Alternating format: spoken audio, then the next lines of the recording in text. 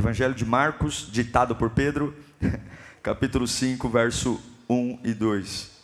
Diz assim o texto sagrado: eles atravessaram o mar e foram para a região dos Gerezenos, ou Gadarenos, em algumas versões.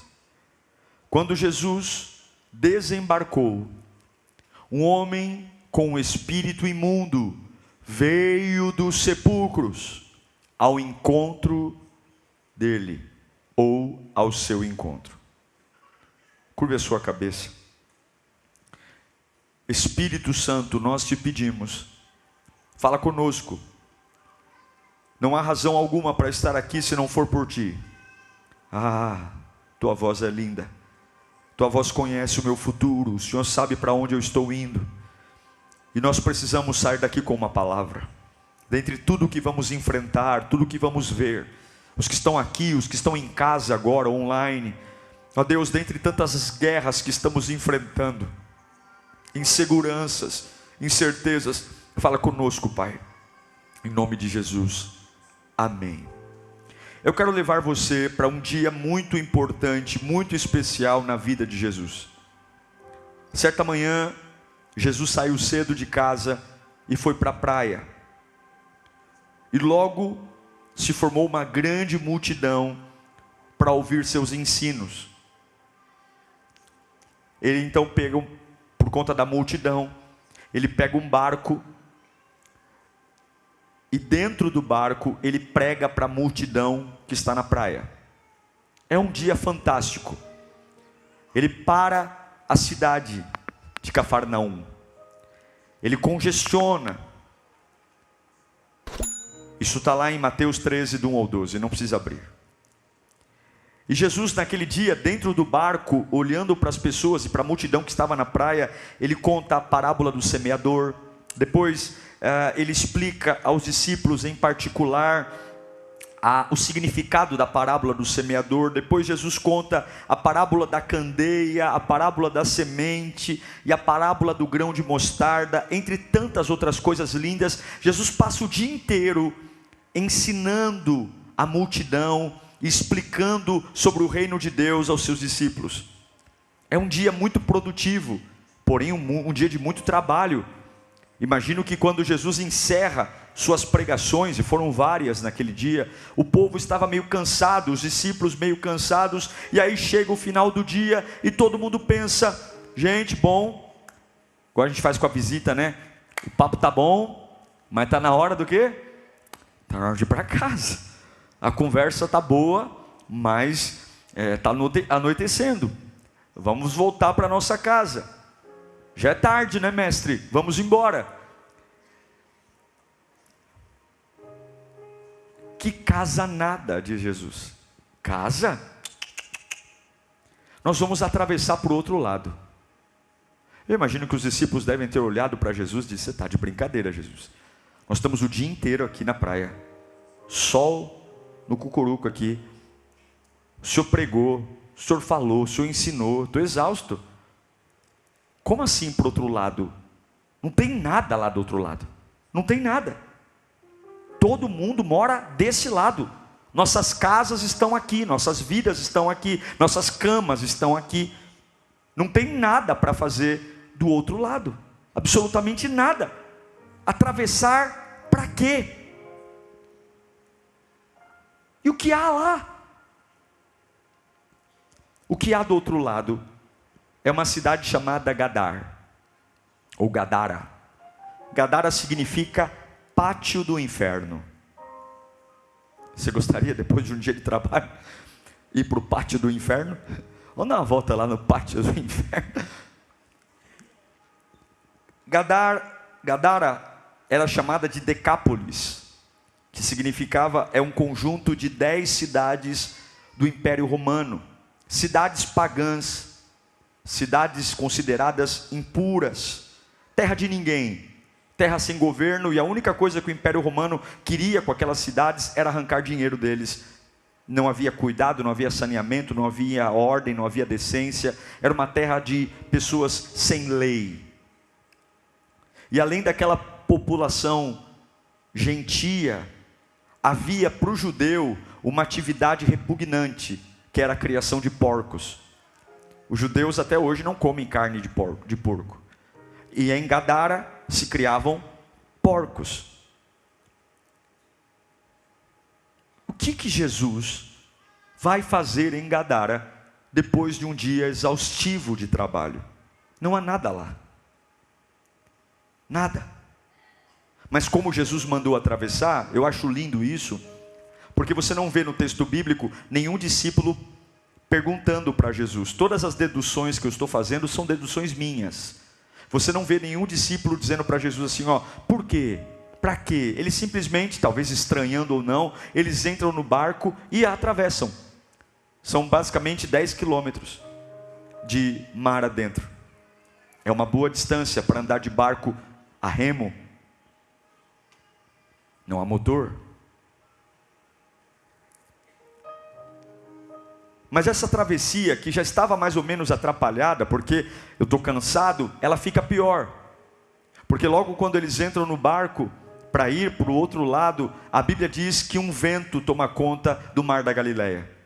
Um vento muito forte, não era um vento normal, era um vento espiritual. Por que eu digo espiritual? Porque pescadores estão habituados a lidar com ventos naturais. Pescadores sabem. E todos que estavam no barco sabiam que aquele vento não era um vento natural, não era um vento da força da natureza, era um vento espiritual. E é um vento tão poderoso, o céu fica denso, raios, trovões, chuva, e pescadores experientes começam a ficar preocupados, porque aparentemente o barco vai virar. O mar da Galileia, ele não é um mar, ele é um lago, mas ele chega a ter no seu ápice quase 60 metros de profundidade. Ele é um belo de um lago grande. E água doce não é como água salgada, você não boia em água doce muito facilmente, você é drenado, certamente eles morreriam. E agora pescadores estão assustadíssimos, nuvens densas, relâmpagos, trovões, o mar enfurecido, e começa a bater impiedosamente contra o barco, e eles estão naquele mar, o desespero toma conta de todo mundo, a tempestade é assustadora, e aquilo que estava ruim piora. Nunca reclame do ruim, sempre pode ficar pior. Já era ruim ir para Gadara depois de um dia de trabalho, e agora além de ir para o pátio do inferno, eu tenho uma tempestade no caminho. Eu tenho certeza que talvez alguns ali dentro do barco, o barco balançando, talvez devem ter pensado, foi um erro de Jesus. Foi um erro. Estava tudo bem, o dia maravilhoso. Pregou, ministrou, salvou. Por que nós não fomos para casa, meu Deus do céu? Por que esse homem teve essa ideia de atravessar? Eu tenho certeza que talvez alguns pensaram, olha, para que a gente está no meio desse temporal que a nossa vida está em risco? Vamos morrer aqui. É a maldição de Gadara, é a maldição do pátio do inferno. Para que Jesus quer se envolver com esse povo? Para que ele quer ir para lá? Mas de repente, talvez no meio do desespero, alguém lembra que também Jesus está no barco. Não há nada que Jesus coloque em você que ele não esteja junto com você. Não há nada que Jesus coloque em você. Quando você entra sozinho, talvez você esteja sozinho, mas quando Jesus te coloca em algo, pode ter certeza que ainda que haja tempestade, se você procurar com atenção em algum lugar, ele está com você. Você só tem que se preocupar se você está vivendo coisas que você se colocou, ou se foi Deus que colocou você. Se foi Deus que colocou você lá, não tenha medo do que está acontecendo. Em algum lugar do barco ele está. E aí talvez algum discípulo pensou, vamos procurar, Jesus está aqui, gente. E ora, Jesus estava deitado. O corpo de Jesus balançava como o corpo de todo mundo.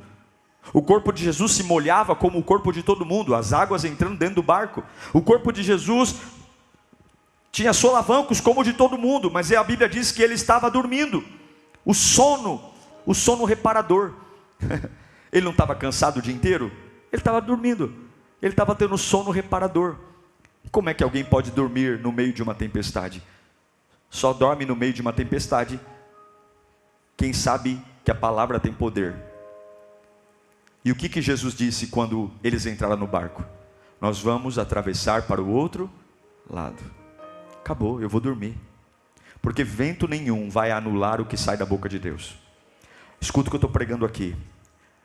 Você tem muita coisa para ver, mas o que vale é o que sai da boca de Deus. Jesus dorme porque quando ele disse nós vamos atravessar, o diabo pode gritar, o diabo pode esbravejar, o diabo pode mentir, mas o que prevalece é o que sai da boca de Deus. Tem muita gente aqui caindo nos trotes do diabo, tem muita gente caindo nos blefes de Satanás, e o que prevalece é a vontade de Deus. Jesus se levanta pleno, descansado, talvez molhado, mas ele diz: vento, mar, aquiete-se. E aí o vento e o mar somem. Há uma tensão no ar, claro, os discípulos estão nervosos, e a escuridão vai embora. E agora, depois de todo esse estresse, eles chegam na praia, 10 quilômetros e chegam em Gadara, desembarcam na praia, e talvez dentro do barco havia um silêncio, porque todo mundo em choque, um susto. Só que logo quando o barco atraca na praia, o silêncio é quebrado por um homem, que vem em direção a Jesus correndo como um louco, gritando, gritos ensurdecedores. É um homem endemoniado, talvez furioso, um louco. Talvez os discípulos devem ter perguntado: quem é esse? Quem é esse? E alguém deve ter deduzido: ele é louco, porque ele vem nu, sujo. E esse monstro, que é esse homem, ele é conhecido, ele é temido. E ele não é só um monstro por fora, ele é um monstro por dentro. A Bíblia nos dá muitos detalhes sobre quem é esse homem. Demônios fizeram esse homem de hotel, moram nele, não apenas um, mas quando Jesus pergunta, ele afirma que havia uma legião dentro dele, uma multidão de demônios morando dentro de um corpo de um homem, destruindo tudo. Ele não nasceu assim. Ninguém nasce endemoniado. Ninguém nasce endemoniado. Aquele homem possivelmente, em algum período da sua vida, tinha uma vida normal, como qualquer outro no seu tempo. Tinha família, esposa, filhos, casa, trabalho, profissão. Mas inesperadamente a mente, o corpo dele foi invadida por uma legião de espíritos imundos, ao ponto de que ele perde a sua identidade, ele perde quem ele é, e ele se torna uma criatura horrível. Não subestime o que o diabo pode fazer na vida de um homem. Eu conheci já, e você já deve ter conhecido, pessoas maravilhosas que se tornaram pessoas horríveis. Pessoas que talvez foram seus amigos de infância, conhecidos até de igreja, que lamentavelmente hoje a gente olha e fala assim: eu não consigo conectar quem ele se tornou hoje com quem ele foi um dia. Agora eu quero que você olhe para mim um instante. Vamos entender o drama desse homem, o drama desse endemoniado. Quero ler lá em Marcos 5, do 2 ao 5. Põe para mim. Quando Jesus desembarcou, um homem com um espírito imundo veio dos sepulcros. De onde ele veio? Dos sepulcros ao seu encontro.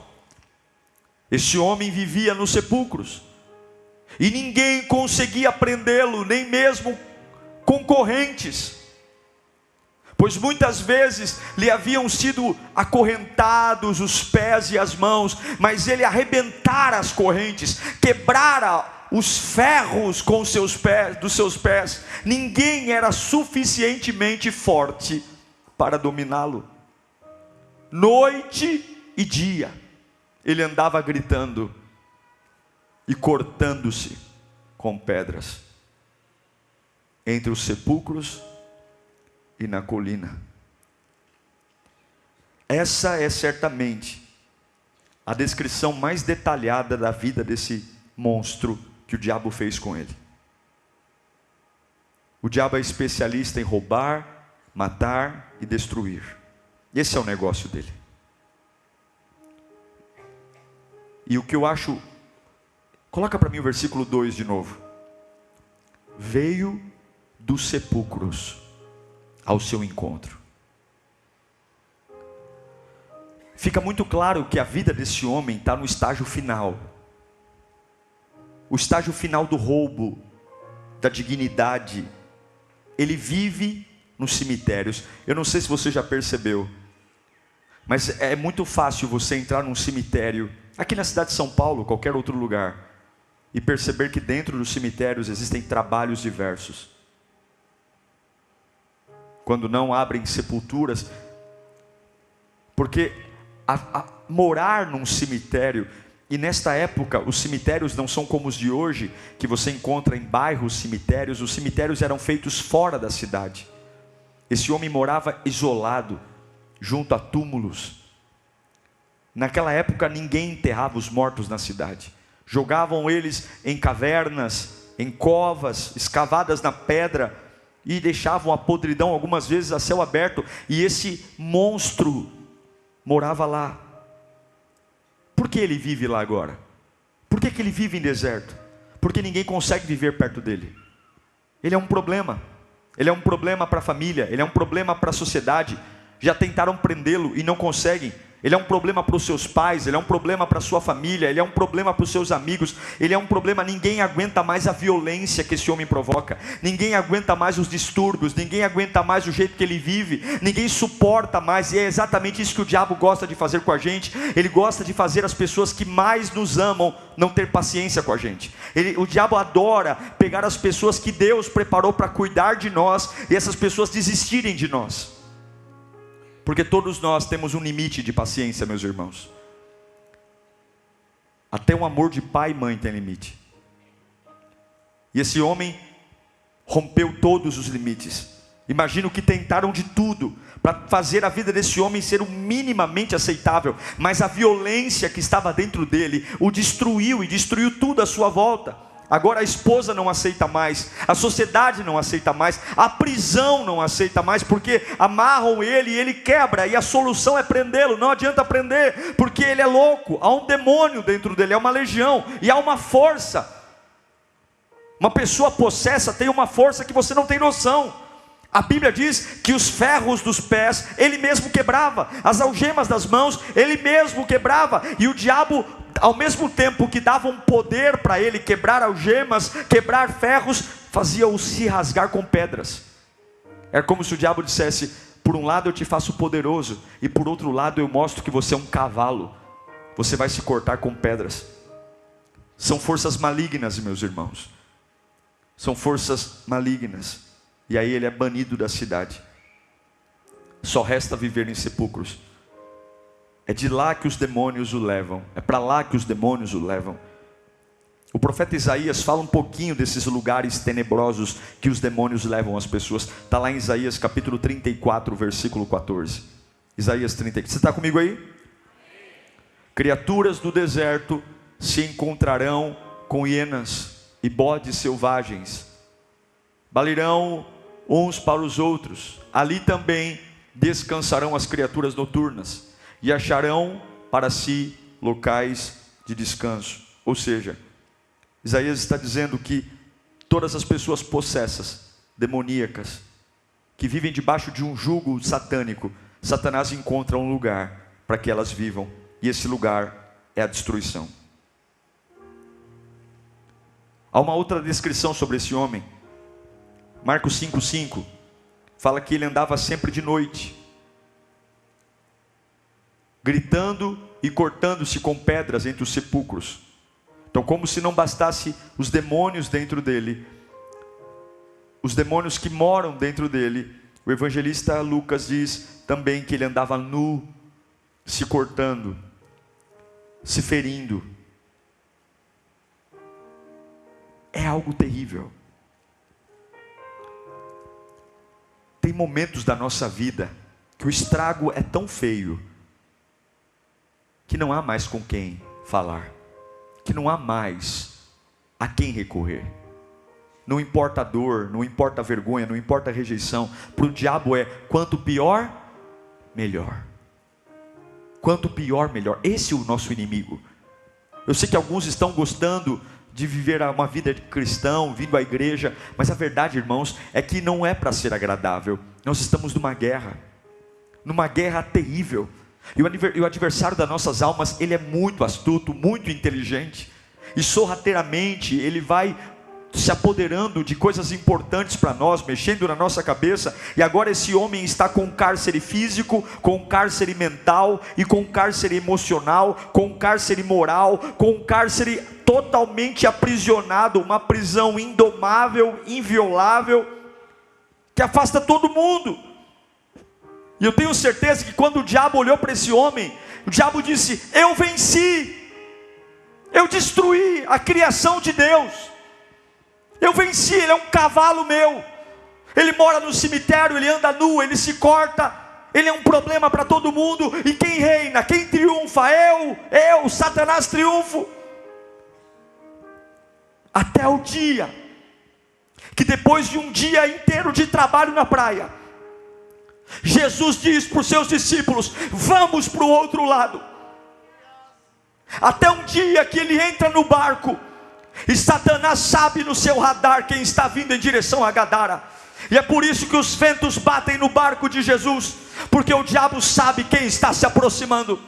O diabo sabe quem está vindo, e é por isso que aquele vento não é um vento de brisa, não é um vento de noite, é um vento espiritual, porque o Satanás sabe quem está vindo para a praia. Escute uma coisa: todo processo de libertação é acompanhado por fortes ventos, todo processo de libertação é acompanhado por fortes batalhas. Se você está vindo à igreja, não se assuste de do dia para a noite ventos surgirem, pessoas se levantarem, o barquinho da tua vida que estava em águas tranquilas começa a ser agredido, porque é assim. Satanás sabe quando Cristo sai de um ambiente e vai no lugar que ele se apoderou.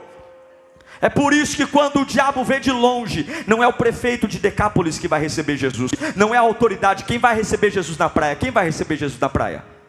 Quem vai receber Jesus na praia? O endemoniado. O diabo sabe quem está vindo. O diabo sabe quem está vindo. Fala comigo: o diabo sabe quem está vindo. E quando ele vê Jesus, a Bíblia diz que ele corre em direção ao barco, e sabe o que o diabo faz? O diabo se ajoelha e adora, porque ninguém é páreo para Jesus. A luta do diabo não é contra Jesus, a luta do diabo é contra mim e contra você, porque diante do Rei dos Reis, do Senhor dos Senhores, até o mais vagabundo dos demônios tem que dobrar o joelho e tem que respeitar. A Bíblia diz que ele dobra o joelho, a Bíblia diz que ele o adora e fala: o que eu tenho eu contigo, põe para mim, versículos 6 e 8, 6 a 8, põe lá. Quando ele viu Jesus de longe, correu e prostrou-se, porque demônio não fala com Cristo em pé, demônio fala com Cristo de joelho. Não tem figurinha no Facebook: quem curte, o diabo vence, quem comenta, Jesus vence. O braço de ferro do diabo não é com Jesus, é com você. Ele se dobra e gritou em alta voz: que queres comigo, Jesus, o quê? Filho do Deus Altíssimo, eu rogo que não me atormentes. Vamos restituir a cena aqui, vamos reconstituir a cena. Os discípulos desembarcam, Jesus desembarca, há uma travessia tumultuada, de repente surge aquela criatura urrando, ameaçadora, dobra o joelho e olha para Jesus com muito medo e ao mesmo tempo preocupação, dizendo: o que o Senhor quer comigo? Há tantos anos eu domino esse lugar, há tantos anos eu sou o rei desse lugar, o que você faz aqui? Esse território é meu, esse lugar é meu, esse cárcere está ocupado, esse prisioneiro é nosso, sumam daqui, vocês não precisam estar aqui. E a Bíblia diz que imediatamente Jesus diz: espírito imundo, sai desse homem. Agora presta atenção, você tem que entender a extensão dessa ordem, porque desde o primeiro dia que o diabo tomou a serpente e usou a serpente para tentar os nossos pais no jardim do Éden, Adão e Eva, desde aquele dia até esse dia de Gadara, o diabo nunca, em nenhuma passagem bíblica, foi atormentado por alguém em relação aos territórios que ele tomou. Nunca. Desde o dia do Éden até esse dia, o diabo invadiu cidades, o diabo invadiu famílias, o diabo governou países, o diabo governou reis, o diabo governou príncipes, o diabo governou vizinhanças. Tudo que ele fazia para rebelar o homem contra Deus. Tudo. Lembra da geração do dilúvio? O diabo tomou as pessoas e Deus se voltou contra o diabo ou contra os homens? Contra os homens. Deus disse: eu vou matar a humanidade. Ele montou a arca por causa de Noé. O diabo sempre se escondeu atrás do homem, tomava conta das famílias. Vamos ler o texto, Gênesis 6, 5 e 7. Viu o Senhor que a maldade do homem havia se multiplicado. Não havia um combate contra o diabo, havia combate contra o homem, o Satanás no homem, na terra, e que era continuamente mal. Deixa eu ler na versão de vocês. O Senhor viu que a perversidade do homem tinha aumentado na terra, e que toda a inclinação dos pensamentos do seu coração era sempre e somente para o mal. Então o Senhor arrependeu-se de ter feito o homem sobre a terra, e isso cortou-lhe o coração. E disse o Senhor: farei desaparecer da face da terra o homem que criei, os homens e também os animais, grandes e pequenos, e as aves do céu. E arrependeu-se de ter feito. Esse era o esquema do diabo. O esquema do diabo era assim: olha, quando ele não consegue fazer o serviço, ele instiga o homem a provocar a Deus. Ele instiga o homem a se virar contra Deus. E durante 4 mil anos, o império das trevas seduziu pessoas, roubou pessoas, matou pessoas, sem nenhuma perturbação. Aí você me pergunta: pastor, como é que ninguém fez nada? E os grandes profetas de Deus? E os grandes homens que Deus usou? Que fizeram coisas extraordinárias? Sim, eles fizeram coisas extraordinárias. Noé construiu uma arca, Moisés abriu o mar vermelho, Josué parou o sol, Sansão derrubou um prédio inteiro, Elias fez cair fogo do céu, Eliseu ressuscitou mortos, Daniel foi amarrado e jogado queimado vivo, para ser queimado vivo numa fornalha de fogo, e nada aconteceu. Mas nenhum herói bíblico enfrentou o diabo cara a cara. Nenhum personagem bíblico enfrentou Satanás cara a cara. Nenhum. Não há nenhum registro, nem Abraão, nem Isaque, nem Jacó, de ter liberto uma pessoa sequer das mãos do diabo, até esse dia. E aí vem Jesus e afirma em Mateus 12, 28: mas se é pelo Espírito de Deus que eu expulso demônios, então chegou a vocês o reino de Deus. Aleluia. Sabe o que eu quero dizer aqui? Jesus é o nosso campeão. Jesus é o nosso Salvador. Jesus veio para fazer o que ninguém conseguiu fazer. É por isso que 1 João 3,8 diz que foi para isso que se manifestou. Aquele que pratica o pecado é filho do diabo, porque o diabo vem pecando desde o princípio. Para isso o Filho de Deus se manifestou. Para que o Filho de Deus se manifestou? Para quê? Para destruir as obras do diabo. O que Abraão não fez, Moisés não fez, Isaque não fez, Elias não fez, Eliseu não fez, João Batista não fez. O diabo teve tranquilidade durante 4 mil anos para reinar, para destruir, para governar. E a primeira boa notícia é essa: o ministério de Jesus instaura um colapso em todas as invasões do diabo na face da terra. E eu não sei para que eu estou pregando aqui hoje, mas tem muita gente que desistiu de você, Eu sei que Satanás deixou a vida de muita gente complicada, muita gente teve a vida deformada, e a voz que eu tenho para pregar aqui hoje é porque que Jesus não foi para casa naquele dia, porque que ele não foi tomar um chocolate quente, porque que ele não foi dormir, ele pregou o dia inteiro, ele passou o dia inteiro ensinando. Para que ele tinha que entrar naquele barco? Para que ele tinha que andar 10 quilômetros? Por que ele colocou discípulos no meio de uma tempestade? Por que ele saiu da sua terra para entrar no pátio do inferno? Porque o reino de Deus é chegado, e a vida do homem importa, a sua vida importa. É chegado o tempo da graça na sua vida, é chegado o tempo da salvação, e Jesus está desembarcando na praia da tua vida hoje. Existem situações muito bem amarradas pelo diabo, situações sorrateiras, que pouco a pouco estão te jogando para viver em sepulturas,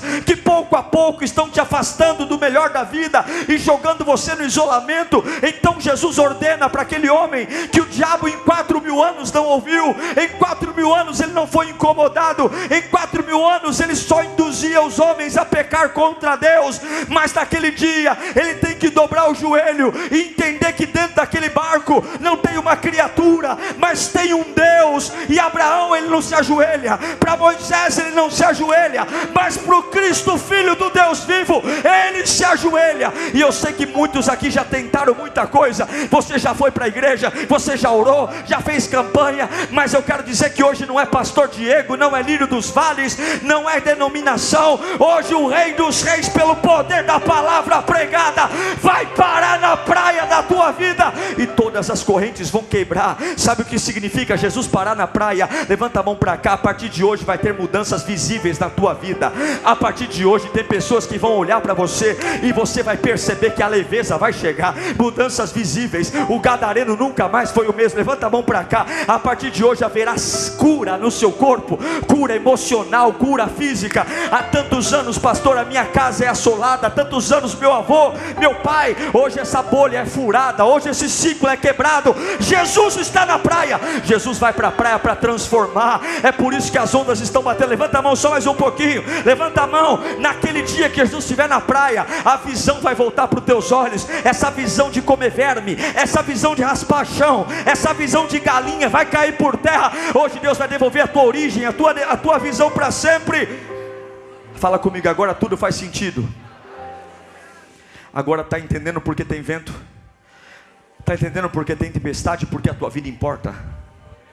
A tua vida importa. É por isso que ele não volta para casa, porque ele ama. É por isso que ele não vai dormir, porque a sua vida importa. É por isso que ele navega a noite toda, porque a sua vida importa. Aquele gadareno era o último da terra. Quem se importaria com o monstro? Quem atravessaria um mar violento por causa de um monstro? Quem teria coragem de resistir os demônios por conta de um monstro? Ainda que meu pai e minha mãe me deixem, o Senhor nunca me deixará. E eu quero dizer do fundo da sua alma, Jesus se importa com você. Talvez eu não saiba o seu nome, mas Jesus sabe o seu nome. Jesus se importa com você, e não importa quão bagunçado esteja a sua vida, não importa quão atrapalhado esteja o seu ser. Há coisas que nunca vão mudar até hoje. Há coisas que nunca iam acontecer até hoje. Hoje é o dia que o nunca encontra o agora. Quem olhava para aquele homem ia dizer: esse homem nunca vai mudar, esse homem nunca vai ser transformado, esse homem nunca vai ter vida. Mas quando Jesus chega na praia, o nunca se transforma em agora, e aquilo que nunca existiria passa a existir agora. Levanta a mão para cá.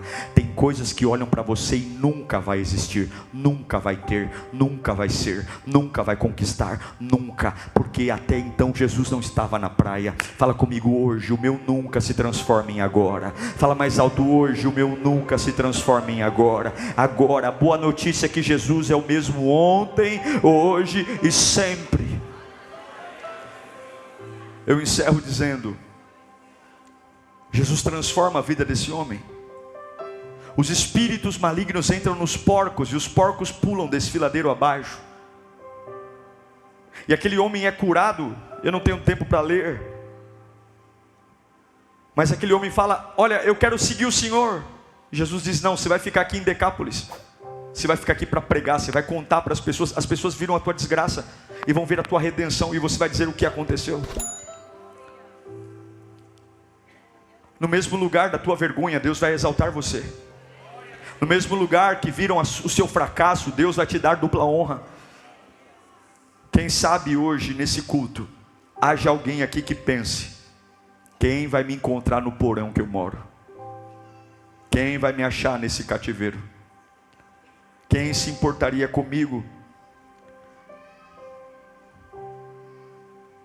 Quem notaria a minha falta? Não tenho valor. Quem pode arrebentar as correntes da minha alma? Depressão, ansiedade. Quem sabe o diabo falou no seu coração: você é meu, tua família é minha, está no teu sangue. Olha para tua mãe, a vida que ela teve, é essa vida que você vai ter. Olha as pessoas que você vive, você é minha. Não adianta fugir, gadareno, vai morar em cemitérios, você não consegue. Você já tentou, eu sei que você já tentou e você não consegue. Eu tenho você nas minhas mãos. Mas Cristo hoje desce na tua praia. Nada pode impedir Jesus de encontrar a sua vida, quebrar suas correntes e te dar um propósito. Eu quero profetizar alguns textos para eu orar por você. Você quer receber? Ele faz assim para receber com as mãos. Põe para mim 2 Coríntios 5,17. Receba, receba, receba, receba, receba. Portanto, se alguém está em Cristo, é nova criação. As coisas antigas já se passaram, e eis que tudo se fez novo. Põe Romanos capítulo 1, versículo 16. Coloca para mim: não me envergonhe do Evangelho, porque é poder de Deus para a salvação de todo aquele que nele crê, primeiro do judeu e depois do grego. Coloca Apocalipse 21:5. Coloca para mim: aquele que está sentado no trono disse: eis que estou fazendo todas as coisas. Aleluia. E acrescentou: escreva isso, pois estas palavras são verdadeiras e dignas de confiança. Eu tenho uma boa notícia para você: Jesus é poderoso para chegar no estado da vida que você está vivendo e transformar absolutamente tudo novo para você. Curva a sua cabeça. Eu creio no nome de Jesus. Eu creio que o diabo é sujo, vagabundo, mentiroso. E eu creio que ele infelizmente colocou tanta sujeira na cabeça de alguns. Você está perdido, está perdendo coisas. E talvez o desespero bate porque ninguém mais me entende. Eu me tornei um problema, eu me tornei uma pessoa complicada de se conviver. Ninguém consegue entender o que eu falo, porque junto com as minhas palavras existem situações espirituais que me aprisionam. Eu sei que me faz mal, mas eu me corto. Eu sei que me faz mal, mas eu aceito relacionamentos sujos. Eu sei que me faz mal, mas eu aceito gente que me bate. Eu sei que me faz mal, mas eu prefiro rastejar. É isso que o diabo vai fazendo. De filho amado, de filho querido, vai se transformando num traste, num monstro. Num monstro que ao invés de morar em família, vai morar em túmulos, cemitérios. E alguns olham para você e falam: menina, cadê a tua beleza? Cadê a tua alegria? Cadê você? Eu não te reconheço mais. Parece que todo dia você está diferente. Olha esses olhos, olha essa voz, olha seu corpo, você não é a mesma, cadê você? Aí a família entra em desespero: vamos internar. O que está acontecendo com a nossa filhinha? O que está acontecendo com o nosso filho que ensinamos na igreja? E o diabo dizendo: a cada dia mais preso, cada dia mais preso. E daqui a pouco o pai começa a lavar as mãos, a mãe começa a lavar as mãos e diz: eu não tenho mais o que fazer, eu não tenho mais o que falar, eu já preguei, eu já ensinei, eu já chorei. Se eu continuar falando com ela, eu vou morrer junto com ela. Mas hoje esse culto é para você. Esse culto é para dizer para você que ainda há uma esperança. É por isso que as últimas semanas têm sido tão difíceis, é por isso que os últimos dias têm sido tão atormentadores. É porque Satanás sabe que esse culto ia chegar, e junto com esse culto um barco ia atracar na praia.